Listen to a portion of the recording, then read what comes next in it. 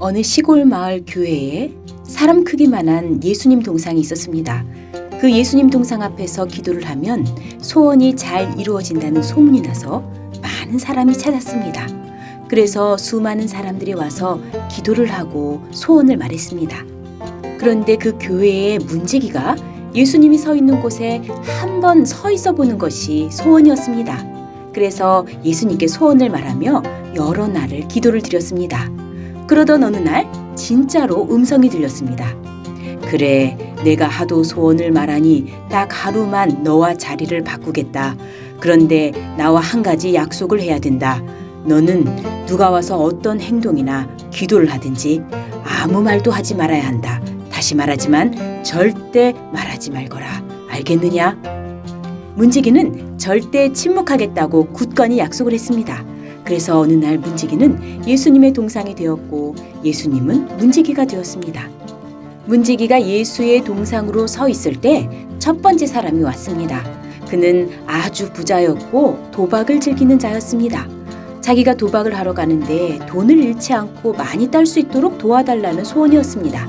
한참을 기도한 부자는 갔습니다.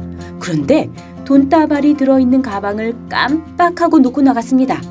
문지기는 가방을 놓고 갔다는 것을 알려주고 싶었지만 예수님과의 약속 때문에 침묵했습니다.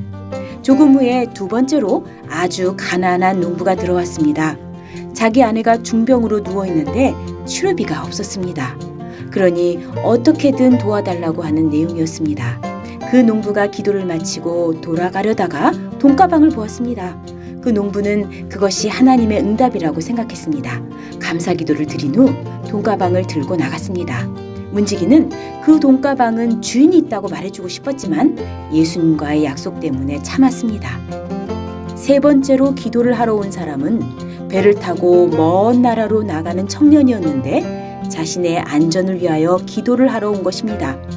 청년이 기도를 막 시작하였는데 갑자기 예배당 문이 활짝 열리더니 돈가방을 놓고 간 부자가 들어왔습니다.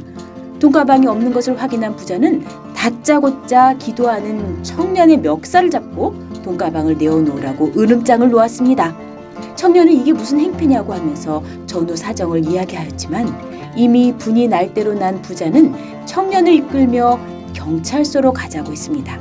청년은 자기는 지금 바로 가지 않으면 배를 탈 수가 없다고 하면서 경찰서로 가는 것을 거부했습니다.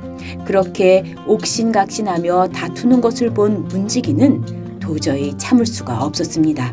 그래서 말을 해주고 말았습니다. 그래서 청년은 배를 타게 되었고 부자는 돈가방을 찾을 수가 있었습니다. 그때 예수님이 노하신 음성으로 말씀하셨습니다. 너는 나하고 약속을 지키지 않았다. 그러니 내려오너라. 그러자 문지기는 말했습니다. 약속을 지키지 못한 것은 죄송하지만 그렇다고 예수님께서 화를 내실 정도로 잘못은 하지 않았습니다. 나는 잘못된 상황을 바로잡아서 평화를 이루었을 뿐입니다. 그때 예수님께서 말씀하셨습니다. 너는 나와 약속을 지키지 않은 것만으로도 잘못이 큰 것이다. 그리고 내가 개입해서 해결한 것보다 침묵했으면 더 좋은 결과가 있다는 것을 몰랐던 것이다.